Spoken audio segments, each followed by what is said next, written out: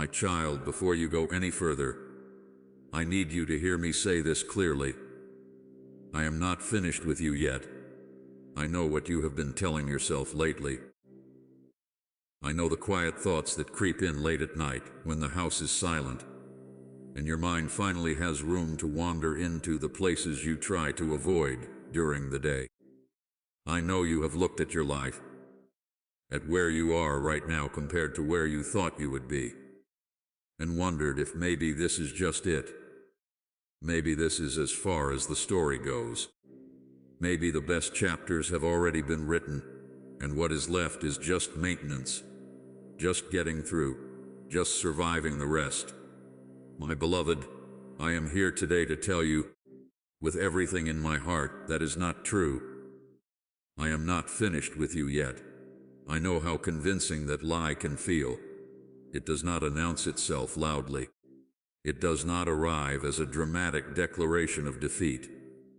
It seeps in slowly, through 1,000 small disappointments, through dreams that did not materialize on the timeline you hoped for, through relationships that did not last, through opportunities that closed instead of opened, through the accumulated weight of years that did not unfold the way you imagined when you were younger and still believed anything was possible.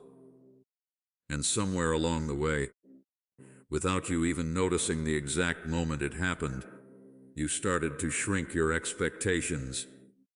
You started to assume that maybe this current version of your life, tired and unremarkable and smaller than you once dreamed, is simply who you are now. My child, hear me. That is not who you are. That is not the final chapter. That is not the verdict on your life. You are not a finished project that fell short of its potential. You are a story still being written by hands far more skilled and far more loving than your own. Hands that have not put down the pen. Hands that are not finished. Hands that are, even now, in this very moment, working on the next chapter of your life with the same care and intention they used to write the very first page. I want you to think for a moment about everything you have already walked through, the losses that should have broken you completely, but did not, the disappointments that felt like the end of everything, but were not actually the end, the seasons so dark you could not imagine light ever returning, and yet here you are, having walked through them, still standing, still breathing, still reading these words right now. Do you understand what that means? It means I was not finished with you in any of those moments either. If I had been finished with you during your hardest season, I would have let it end you. But I did not. I held you through it. I carried you through it. I brought you out the other side of it. And the same hand that did not give up on you then is not giving up on you now. I receive this. Lord, if you needed to hear today that your story is not over, my beloved, I want to speak to you about something specific, because I know exactly what has been weighing on your heart. There is a dream you used to carry. Maybe you do not even let yourself call it a dream anymore, because dreams that do not come true on schedule start to feel embarrassing to even mention. Maybe it is something you used to talk about with excitement in your voice, something that used to light you up when you thought about the future, and now you barely whisper it, even to yourself, because the gap between where you are and where you hoped to be has grown so wide that hoping for it feels foolish. I see that dream, my child. I have not forgotten it. I was there when I placed it in your heart in the first place, long before circumstances taught you to be cautious with your hope. And I am telling you today, that dream is not dead. It is dormant. There is a difference. Dead things do not come back. Dormant things are simply waiting for the right conditions, the right season, the right moment of warmth and light to begin growing again. and I am the one who controls the seasons of your life. I am the one who knows exactly when the conditions will be right for that dream to stir back to life. And I am telling you, that season is closer than you think. I know you have asked yourself whether it is too late. Too late because of your age, too late because of the years that passed, too late because other people who started when you did have already arrived somewhere you have not. My child, I do not operate on the same timeline as comparison. I do not measure your life against anyone else's calendar. What looks like delay to you is not the same as failure. What looks like being behind is not the same as being disqualified. I have never once looked at your life and thought, well, that opportunity has passed.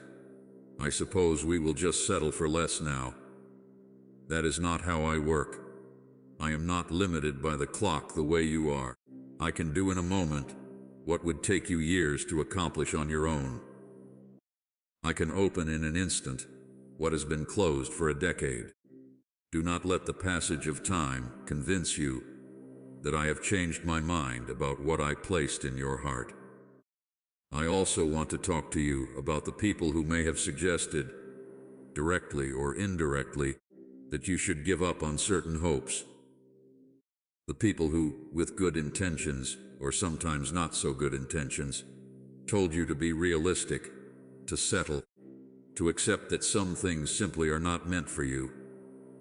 My child, I love those people too, and I understand they often speak from their own limited understanding of what is possible, but their opinion of your future is not the final word on your future.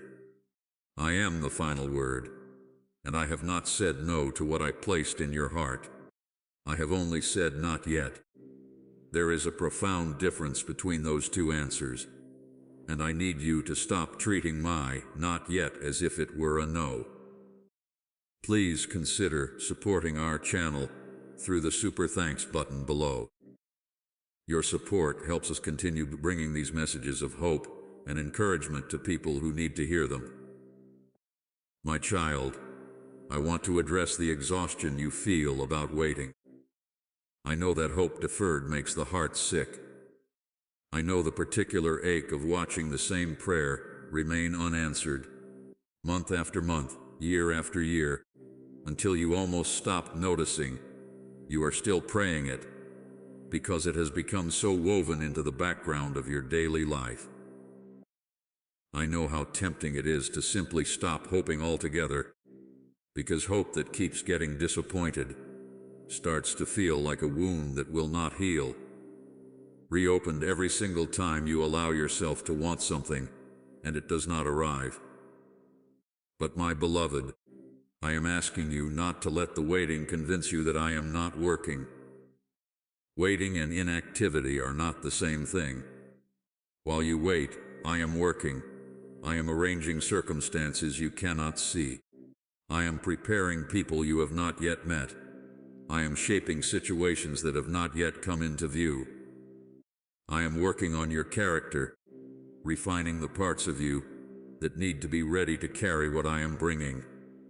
I am working on timing, making sure that what I give you arrives at the moment, when it will bless you most fully, rather than overwhelm you prematurely. None of the waiting has been wasted.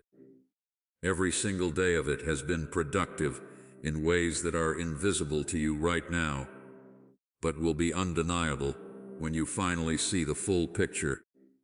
I know you have wondered if perhaps you missed your moment, if there was a window that opened and you failed to walk through it in time, and now the opportunity has passed forever. My child, I do not operate with a single narrow window that once missed never opens again. I am the God who makes a way in the wilderness, who creates rivers in the desert, who opens doors that no human being can shut, and shuts doors that no human being can open. If a window closed, it was because I had a different one prepared, not because your story was over. I am constantly creating new openings, new opportunities, new pathways toward what I have promised you. You have not missed your moment. Your moment has simply not arrived yet, and I am the one who decides when it does. Comment: I trust your timing, Lord, if you are choosing today to believe that the waiting has not been wasted. My beloved, I want to speak now about the version of yourself that you used to be, before life wore you down. I remember that version of you. The one who believed bigger, who dreamed without flinching, who had not yet learned to brace for disappointment before it arrived. I miss that version of you too, not because the current version of you is unacceptable, but because I see how much joy and freedom that earlier hopefulness brought you, and I want to give that back to you. I am not finished restoring that part of your heart either. The wounds you have collected along the way, the disappointments, the betrayals, the losses, they did something to your hope. They made it smaller, more guarded, more careful, and I understand why. Protecting yourself from further pain feels like wisdom. But my child, I did not create you to live in a permanently guarded state. I created you to hope freely, to dream boldly, to trust deeply, even knowing that hoping involves risk. I want to heal the parts of your heart that learn to expect disappointment as the default outcome. I want to retrain your spirit to expect goodness again, not naively, not ignoring the reality of hardship, but with a deep settled confidence that I am for you, and that I am working all things together for your good. This healing is part of why I am not finished with you. Even if every external circumstance in your life remained exactly the same today, I would still not be finished, because there is internal work I am doing in you that matters just as much as the external breakthroughs you are praying for. I am healing your capacity to hope. I am healing your ability to trust. I am healing the fear that has crept into places where faith is used to live freely. This is holy work, slow work, but it is work I am committed to finishing. I want to remind you of something important, my child. The fact that you are still here, still seeking, still reading messages like this one, still hoping even in your most exhausted moments, that is evidence that the seed of faith I placed in you has not died. It may feel small. It may feel buried under layers of weariness and disappointment, but it is there. And a seed does not need to feel strong in order to be alive. It simply needs the right conditions to begin growing again.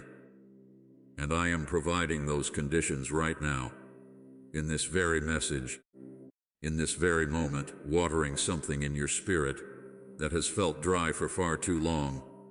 Type Amen if you believe God is not finished writing your story, and share this with someone who needs to be reminded today.